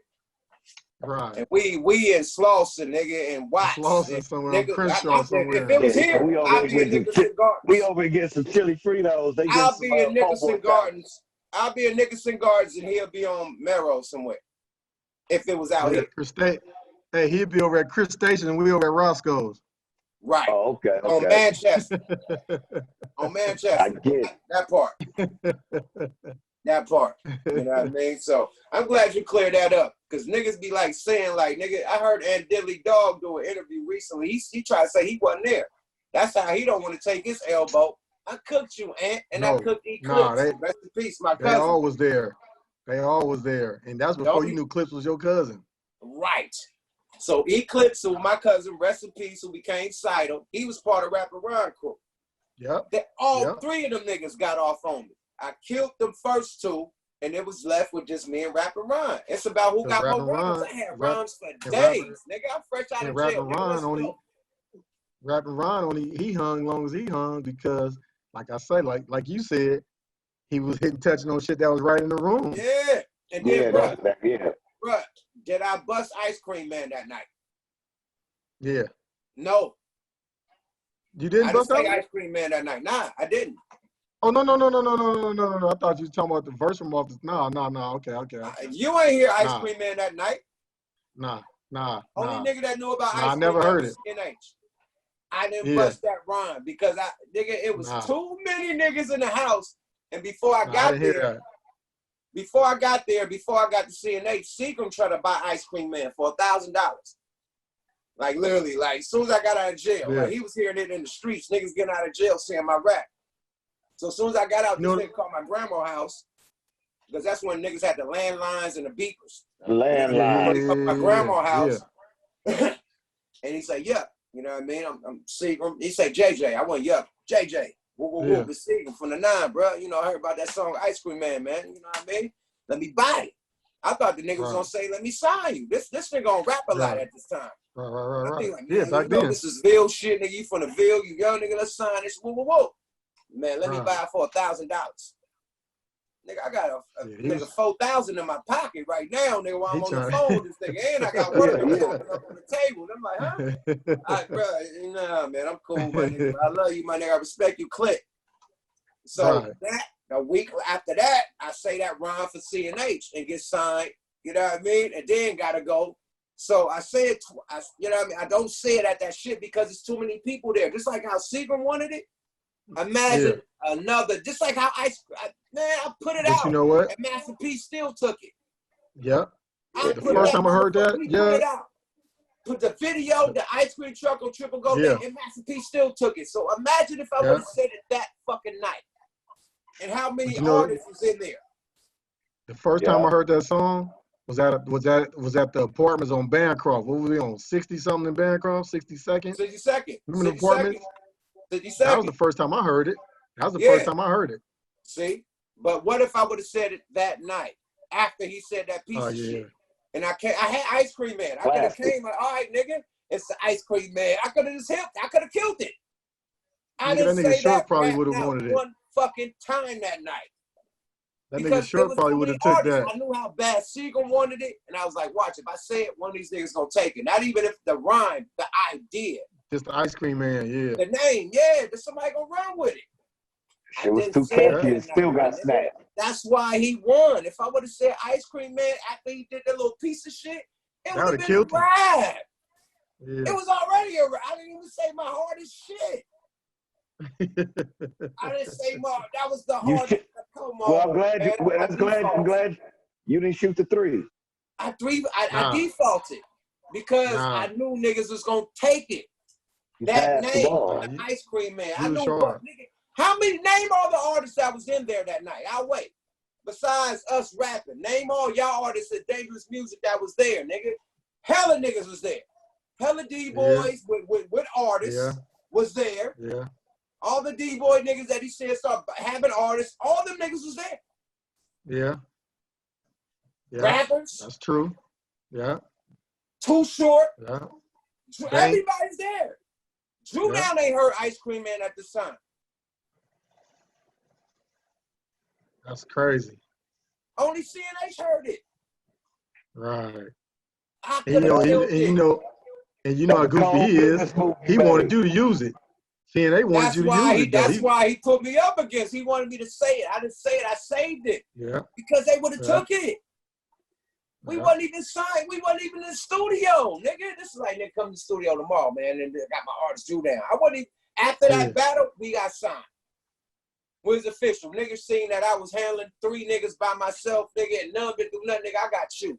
I know whatever you do, nigga, let's do it. Period. That's how it went down. But I could have said Ice Cream Man and ended that shit, bro, and I did. Because I knew niggas was gonna buy it. End of the story. I could have won. But I could have won. On some street rap shit, Chris wanted you to say it so he can say my artist killed him with it. Chris wanted you to say it. I knew the game. I knew how. Seagull called me. This our number 1 rapper in my neighborhood. Nigga DeVille. He signed to rap a lot. He's trying to buy this motherfucker for $1,000. That's how I knew how dope the song was. So then, boom, I see CNH. I do the motherfucking song, you know what I mean? Turn that to a record deal. Next day, we had Too Short shit. Now, I'm not going to say this knowing that Seagull want to buy it. Now, I say this for these niggas for free and they could just take it. Nah. Yeah, they would have ran with it. They would have ran with it because P damn show did. It's like Master P. Just like Master fucking P. It already came out. It came out in 93. Master P in 96. Put the shit out 3 years later. So somebody would have bit that night before we even got to it. Yeah. They would have put the Ice Cream Man out before me and Drew ever did it. You get it? Yeah, I had to cuddle that. Sometimes you gotta cuddle. You know what I mean? Like, fuck it, I lose this L. Can't get them, Yeah, but I ain't gonna lose a song that's gonna put me on. And the Ice Cream Man was a song that put the Loonies on. Especially with the ice cream truck on gold ones. And the first that put us on. That's when you started. You knew Drew. But when you heard about the Loonies, it was the Ice Cream Man. Hold on, I'm about to show you something. Hold on, watch what I'm about to show you. Hold on. Period. I had to say that song, Kato. I could have lasted, but I wouldn't have been able to do it. Yeah. Well, shit, look at what came out of that power move. Look what came. Nigga, you got Friday from Ice Cream Man. My video. Well, we had the Ice Cream Truck on Triple Gold Days. We did that in 93.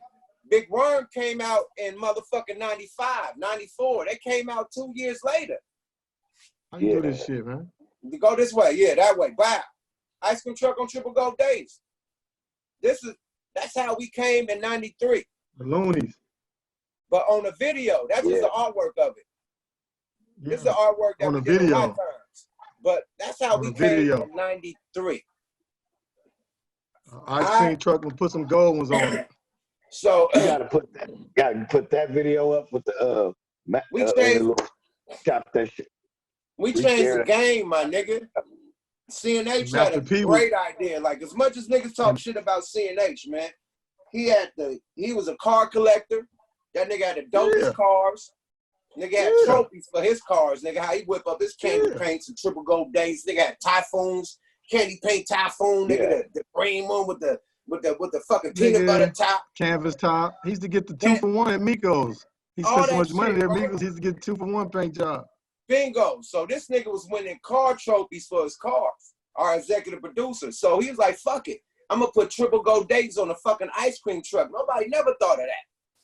Nigga, that nigga pulled up to our video shoot. But ding, ding, ding, ding, ding, ding, brand new. Yeah, cracking Coke up. white.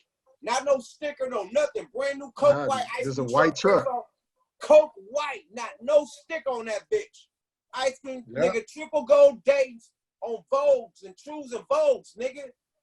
Yeah. Riding that shit through Oakland, nigga. You know that shit, the whole Oakland down, nigga? Doing the video. Shut my projects down. Doing the video shoot, nigga. Oh, my Lord.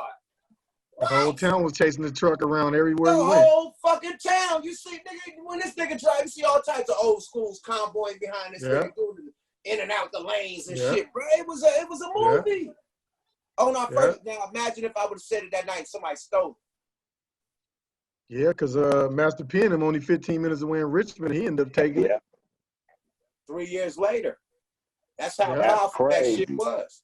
Seagram called me for that song. He's from Louisiana, but was hanging out in Richmond. What'd you say, Kato? Well, he from Louisiana, Kato, but he moved to Richmond when he was younger, and he ended up getting a Mama's Pops record store out in Richmond. He had a little store. He was selling Mom and Pop's music out of there. So he was living in Richmond. But when he started to blow back up, he went back to Louisiana with the Oakland gang. JT, the bigger figure, and all them put him on some shit. And he went back to Louisiana and blew up. That's when he came with the... I'm going to tell you how far Richmond is from Oakland. From North Hollywood to downtown LA. That's how close it is. 15 minutes. That's how close it is. 15 minutes. From North Hollywood to downtown LA. That's how close Richmond is to fucking Oakland. And you didn't get it from me, nigga? Please. Fuck out of here. And it was out first. Man, it was out first. Hey, hold on. Yeah. And they had it out there too. So the video, we did that video. That shit was on Video Jukebox, and it was on Soul Beat. Soul Beat. So we nigga, if the whole town wasn't doing it, we was doing it ourselves. It was a box where you call in, bro. You call it in, they play the video. You call it in, so they play it back to back, back to back. We is at the Pink House, 92nd, calling the jukebox, watching jukebox on 92nd, on D Street, man, 92nd and D. They play that shit 50 times straight before they play another video, as long as you keep calling. Nigga, we was blowing that video up on the jukebox. Period. D-boys. Nigga. Yeah. So yeah, man, I'm glad you touched on that, man, because a lot of motherfuckers, you know, got it out there like, oh, you got beat by Rap and Run. I could have won, my nigga. I just didn't say the rap, period, because I'm feared of a biting planet, because I knew niggas wanted it, and it still got big. Yeah. But let me put it out first. You know what I mean? But you know how he got you though? If they want to say he won, the only reason why he got you is like some slick shit nowadays. How the rappers, if they got the game, they know. He hit him with the punchline with the crowd that was right there with him. That's how he got it. Right. He won the crowd over with the punchlines he threw by saying their name, saying their jewelry or whatever. And they was right there too. He put a show on. Exactly. That's how he won. That's how the nigga He wasn't just rapping and rapping about nothing. He was rapping about what was right there. I don't give a fuck. So that made it look like, oh, this nigga super hard. I don't give a fuck who you rapped about. That Ice Cream Man would have shut all that shit silent. I didn't say my hardest rap that night. And I killed them with not my hardest rap that night. That's all I'm saying. Niggas rap. But at the end of the day, but at the end of the day, you got jumped though. I don't give a fuck how you put it. You got jumped. Definitely. Three niggas. You know what I mean? 3 niggas. You know what I mean? Definitely. Jumped. But I survived, nigga. I was a pit. I was shaking shit off, nigga. One pit against 3 niggas to the last pit. he finally got a nigga in the bike. And you know the code, and you know the code, and you know the crazy part about it is though. Now that I'm starting to click a little bit, remember some of it. It's funny because TP he kept pushing Drew. Nigga, get in there, get like help you, like get in there, nigga, do some rap, nigga, rap. Yeah, He kept pushing Drew down, like get in there. That's why I Nigga just kept gonna let this going. nigga rap by himself. Go on, nigga, go on. And TV, Yeah, I didn't you know just the let him nigga go was sing. he was like a nigga with all the authority. Like he's like, oh man, go on. Yeah. And TV got them eyes. He got the goddamn his eye. He got them eyes like goddamn. So Drew didn't jump in. Nah, hell, Drew was already signed. He ain't got to rap. Nah, Drew was on the level where he didn't feel like he had to rap. Oh, okay. This is Bad Influence trying to get signed to Too Short. This is the Loonies trying to get signed to CNH. We had to have a battle between the labels. Yeah, to see who gonna sign the new Lil niggas. And back then, CNH, Short was a part of the same crew at the time. So Short was trying to have his rappers go against Chris rappers. You know what I'm saying? Right. And then the whole thing is that, like how you say part of the same crew, Rapper Ron was part of our same crew damn near in junior high school. So this why I say never underestimate a nigga. Because Rapper Ron used to rap with me and Numb in junior high school. You know what I mean? Now Numb was the nigga that was killing. He was the hottest rapper in junior high, period. Murder and shit. His crew, BWP, Brothers with Potential. And I was part of it. I was like about the fifth nigga on the totem pole. It was like a hieroglyphic hella nigga. He was a hieroglyphic like type of fifth nigga. nigga on the totem pole as far as rap skills. Rapper Ron wasn't even on that level. He was probably like me, probably below. But he was rapping in the ninth grade because that nigga stayed in the ninth grade for 3 grades. Nigga seen that nigga I seen that nigga in the 7th grade and I got to the 9th grade, he still was in the 9th grade. So he got flunked hella times. So we looked at him as a class clown, as a motherfucking mascot of our junior high school. No disrespect, rest in peace to Rapper Ron. But that's how I looked at that nigga. So when I seen him at the studio, I was like, oh, this nigga? I'm gonna cook this nigga. That's what I thought. I know it. This nigga been sharpening his razor, his skill, his motherfucking. Got his game right. Yeah, he just sharpened this blade up like a motherfucker. I don't know this new nigga. Yeah, I know the nigga in junior high, and he don't know me. He know the nigga in junior high. I wasn't rapping all that good. So when I see, I'm like, oh, this nigga is, I don't know who this nigga. He ain't the nigga from the 7th and the 9th grade. He ain't that nigga. That nigga got it. You know what I mean? I know he felt the same about me. Like, oh, that ain't the nigga that was the last nigga on the totem pole and the crew with Numb and them. He one of the best, or if not the best. You know what I mean? Right now. You know what I mean? So yeah, we both had to. I think we both underestimated each other because we knew each other from junior high. Period. Got his game right. Got his game right. Yeah, shit. I got my game right too. But shit, we sure got some motherfucking Oakland motherfucking history, Bay Area history out of this interview for damn show. Oh, definitely. The super, man. Thank you, BNA, for coming through, man, clearing shit up. I got plenty more, but I ain't about to give it up all right now. No, man. We about to get like I said, man, we got the podcast coming. You know what I mean? We gonna announce that later. You know what I mean? We definitely got the podcast. We can say this. We can say these conversations for another segment. Whenever y'all want to talk about the Bay, y'all can always hit me up. Period, man. You gonna always be tapped in with us, man. Period, man. Definitely, man. Oh, my mama. Man. Dangerous music, history, historian, part of it. Not the nigga that was looking on the outside, really in the inside. You know what I mean? Gave us history today, Oakland history on one of the biggest record labels in Oakland, California.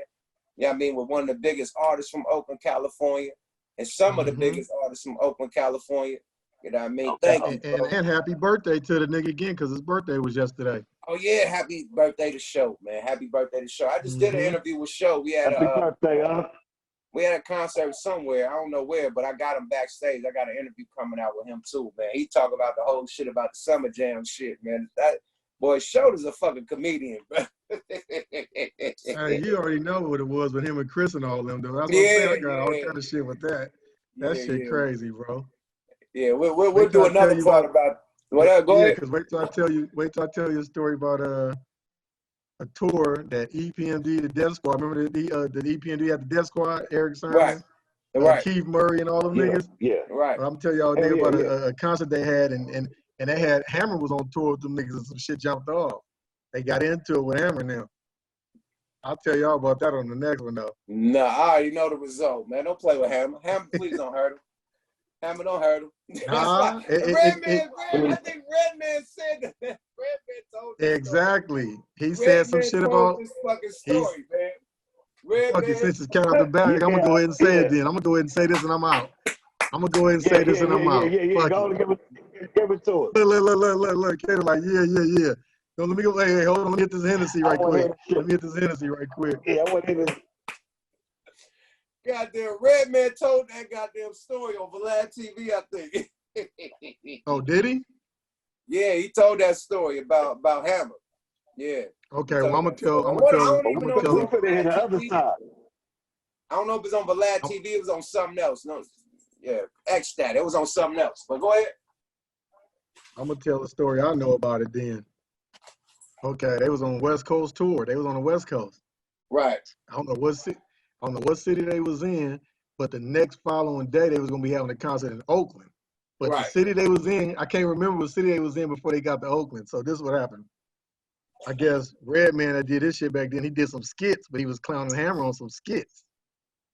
Some shit like that. We was clowning Hammer on right some on his music, on his records when he was doing the skits. I guess. So anyway, the nigga Redman clowned him. So they had the show, right? They had a show. Hammer and them they on tour together. They got a show together, right? Right. So what happened?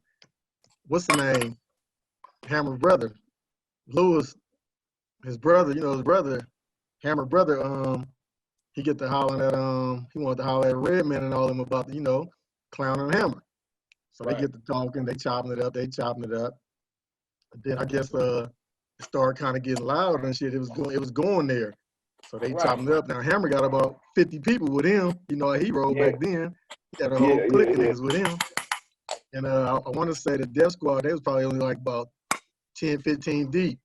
Right. So anyway, I'm gonna say Eric, green-eyed nigga, he over there, and the Death Squad, some of them over there talking to Lewis, Hammer brother, his older brother. They, his brother got hands too. So they chopping it up with him. They chopping it up with him, right? So Paris Smith, the other PND nigga, he come over there. I guess he listening, but he ain't liking how Hammer brother talking to his people, and they starting to get heated now. So during that midst of it, Paris, he take off on Hammer brother. Oh. He fired, wow. So they get down, everybody get down. They kind of got up out of there, right? Right. So look, so they get up out of there, right? Everybody get away so far, right? So now the nigga Eric, he like, damn, we gotta show them all this nigga in Oakland. You know what I'm saying? Oh, and I already heard about. Yeah, so he said, I already heard about these niggas. These niggas say this nigga Hammer them. These niggas ain't no suckers either, though. You know what I'm saying? These niggas they gonna kill us when we get to Oakland. So this nigga, he called Short. He called Short. Hey man, I know you heard what happened. We you know what I'm saying? Kind of got into it with Hammer and them. And this is that.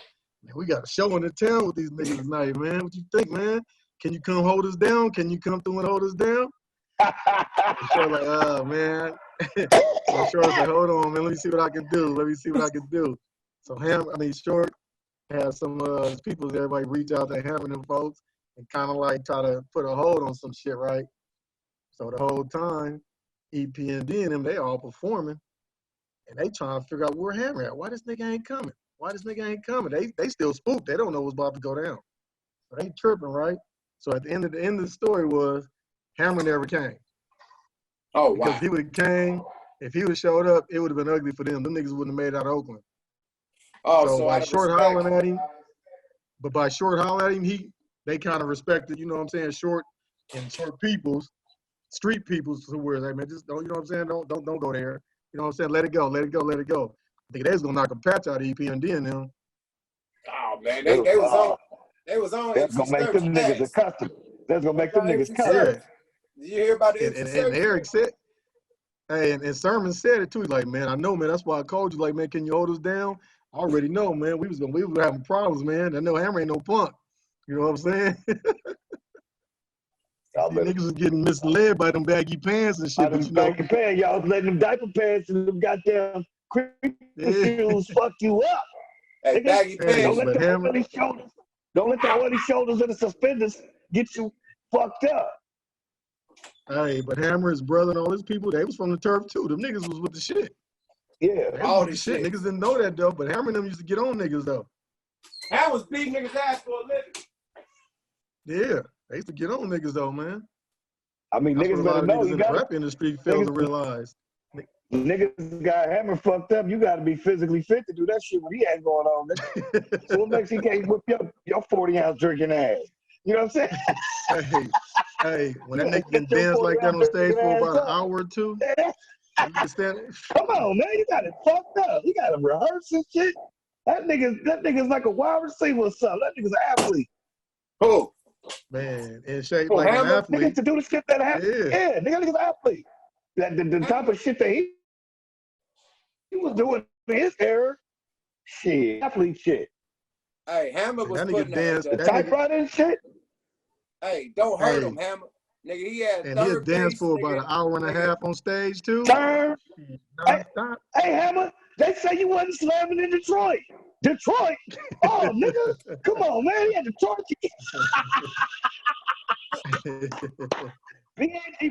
BNGB and shit. Get the fuck out of here. don't say Detroit. They said New York, nigga. Don't say Hey, Detroit. New York. New York, they say you wasn't popping in New York. No, you Yeah. don't remember the video. Remember, every state got to get it. He And named that's everybody. why all the New York niggas is on Hammer, like proper. What you say, Hammer? Proper. The Rappers fucking not popping because Q-tip. that's the stop. Yeah. Yeah, that's All why, right. because he shot it at the Hey, East hey, Coast. I bet you if we get Shaheed Muhammad, we get some Hammer stories out them niggas too. Hammer probably Yeah. stepped to them niggas too. Oh, hell Shit. yeah. Nigga, third Yeah, Hammer base. Get step some of to these. anybody. We need some of Hammer niggas. We need Hammer folks up in this motherfucker. Give us some Hammer stories. Nigga, third base. What's the nigga name? MC Search. He Oh, damn near signed away. MC Search. Searchlight Publishing that owns Nas shit to Hammer. He had so much pressure on his neck, nigga. He was choked, nigga. Yeah, Oh, they was gonna get him. God. Come on, remember in the They was about video to they get had him.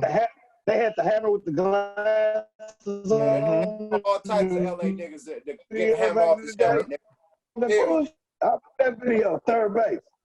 Third base, yeah. Yep. Oh, they was That's gonna that get hip hop him. shit. He was gonna get it.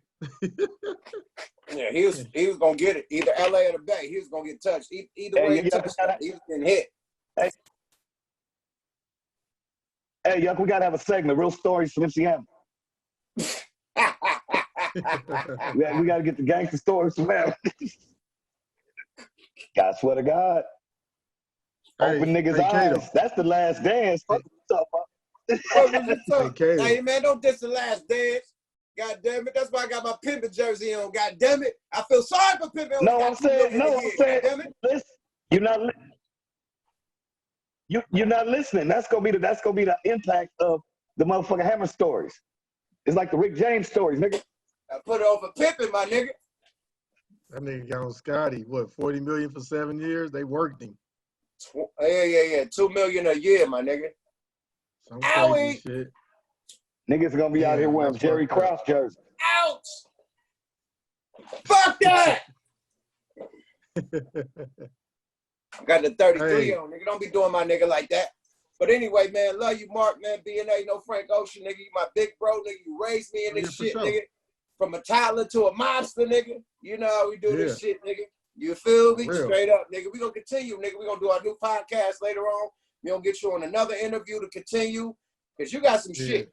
Period. You got Yeah, I got got some some more. stories, bro. You was around all the cloth, my nigga. We gonna call your Yeah, I shit got cloth some too. more. Oh, yeah. I wish the nigga would call me out on this shit. Nah, all game. And it ain't no Oh disrespect. man, It's all all his. facts. We all love Too Short. We all love everybody we talked Yeah. about or did history lessons Yeah. about tonight. It just gives us some game about Oakland history because there's a lot of LA history going on right now. Everybody Yeah. know about all the stories that happened in LA. Everybody know the New York stories. Let's talk about the Bay Area stories. You know what I mean? Period. So, Yeah. you know, tapping in with my Oh, homeboy top. to give some Bay Area stories. You dig? So Yeah, I got Scoop, Suge Knight. BNA, Hey, I got Suge Knight stories too, nigga. all that. We gonna tap in. This the part. part one, nigga. We gonna tap in. You done gave niggas It's all episodes good. right now, bro. We gonna tap It's in all though. good. Period. Love you, brother. Have a good night. You and the Love wife, y'all too. nigga, Y'all be kids, good. nigga. Yada, Yep. one mind. For sure, bro.